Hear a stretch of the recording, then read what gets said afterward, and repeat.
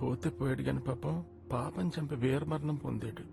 Face లేదు, ఉంటే photo తీసి ఫ్రేమ్ కట్టించుకునేవాడిని. ఇతని దగ్గర మంచి ఫోటో ఉందే మాటగాలి.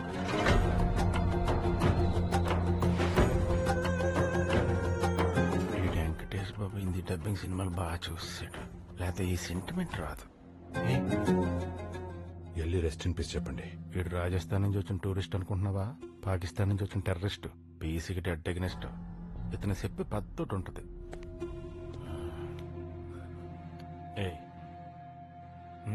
ఏంటి బాయితే మళ్ళీ కూడా క్యాండిల్ పెట్టుకోండి దగ్గరగా మీనింగ్ క్లాస్.